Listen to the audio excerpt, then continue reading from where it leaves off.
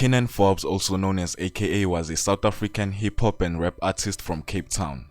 AKA has been in the music industry since 2010 after releasing his debut album Alter Ego with one of the biggest songs called Victory Lap.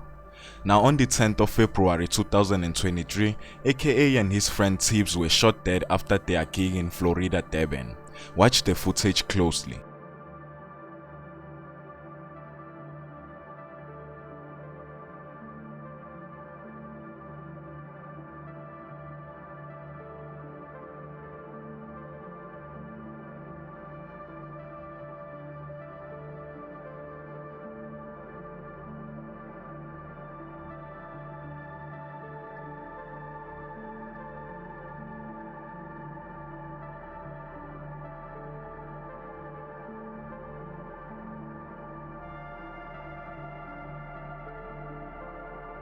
Now I'll be discussing some things that no one has mentioned and put some puzzles together. Shall anything happen to me after this, you'll know who did it.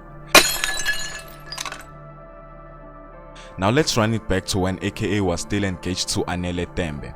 We've all seen the glamorous life that AKA was living with Anele, and we all thought they had it good. That's until the press came forward and delivered some sad news saying Anele had committed, by jumping from the 10th floor of the Pepper Club Hotel. This happened back in April 11, 2021. It was said that the two had an argument earlier that day, and AKA said he decided to book himself into a separate room. There were also rumors that AKA was abusive to his fiancée, and there were also videos. Watch this.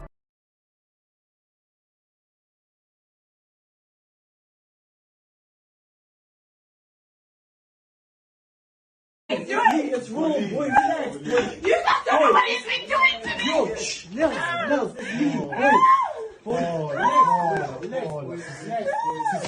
You guys don't know what he's doing! AKA went to the press denying that he never abused her and they only had arguments as normal adults. A lot says otherwise. Now during the investigation, there were rumors saying that Anele landed a lot further from the balcony and instead it looked like she was pushed and didn't jump. But lack of evidence led to the case being closed as it is. Few months later, AKA moved on and started dating Nadia Nakai. Now people had probably forgotten about the case, but as for Anele's father known as Moses Tembe, things were different. Now let's talk about Moses Tembe.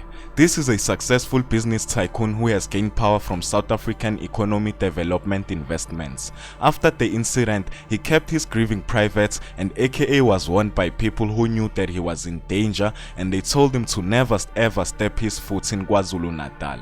Now here's a fun fact. Anele's funeral was attended by Gcaba, the Minister of Police, who also gave a speech in the funeral showing that he has close ties to the family. That has to tell you that Moses is a man of power.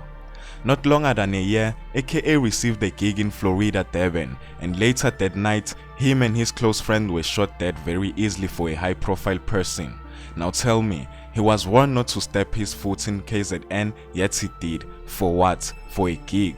As an artist, that's his job, and even though he might have known the dangers, these tycoons could have been behind the whole thing and offer him a bigger bag than his average price and go as far as sending him the deposit to lay him out only to gun him down for revenge.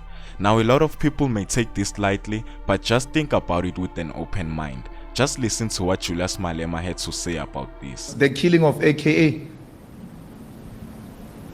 Because I was like, they killed him in a wrong province. Them Kwanas is not going to play with them. We found the bullet.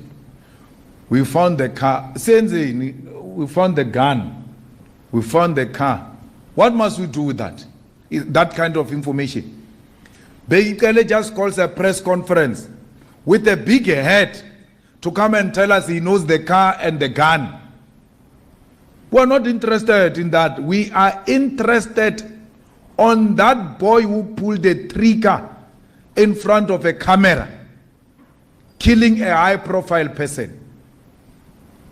A high-profile person get killed in front of a camera.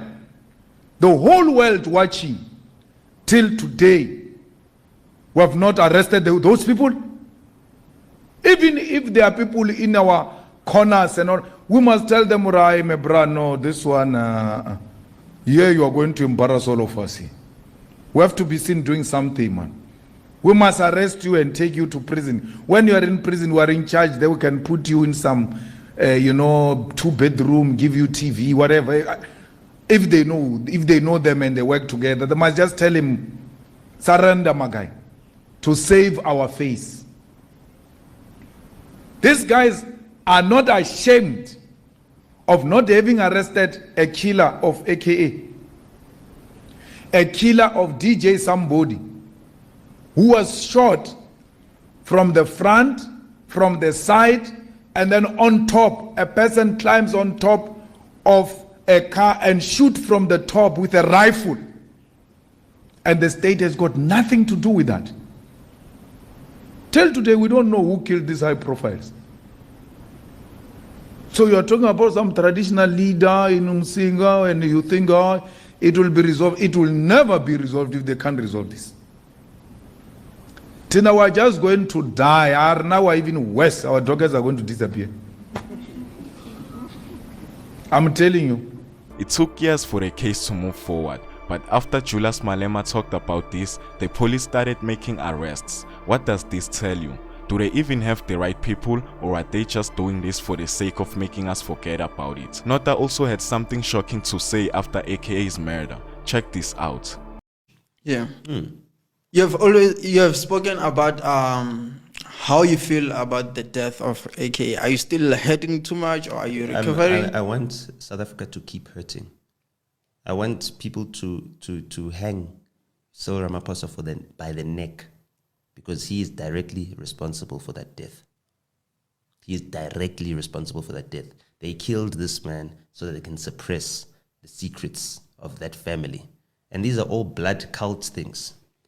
Cyril Ramaphosa does not love his wife. He married her so that he can create a family pact. Yeah. I was there the day that Cyril Ramaphosa was elected as ANC president. I was at Moretele Park with Patrice Motsepe. Yeah. And he was so happy. Yes, they'd The won. in-laws. Yes, but they're a family blood pact. Jeff Radebe and his wife, they don't even sleep in the same house.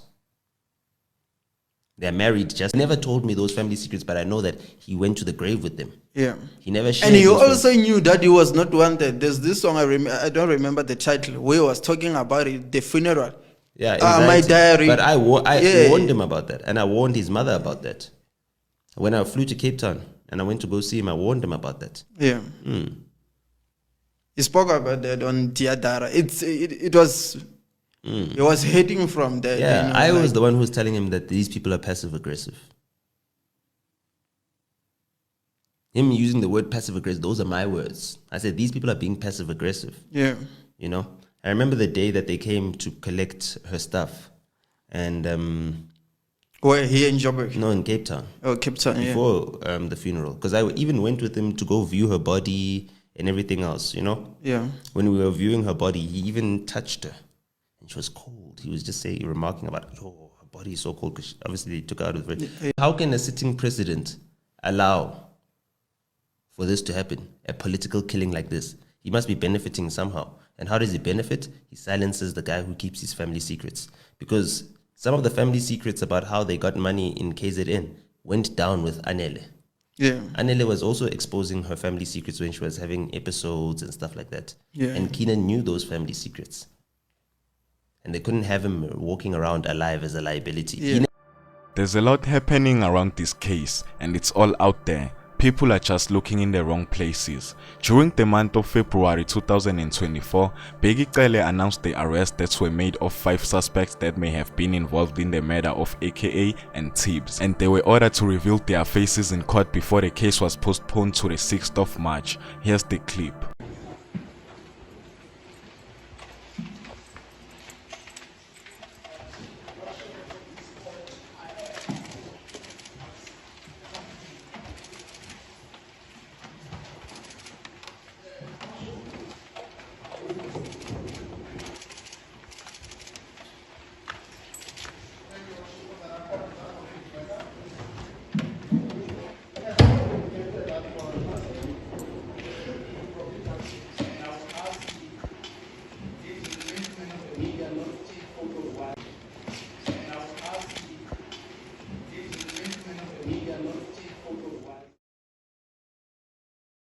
A few weeks later, we heard that 2 of the 5 suspects suddenly applied for bail.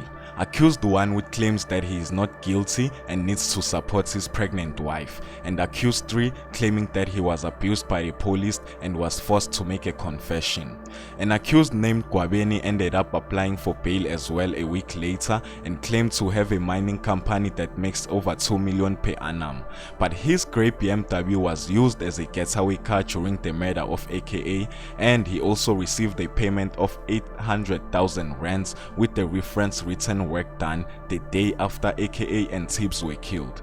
Police has also identified him as the alleged coordinator of the hit. Now there's 2 stories to this.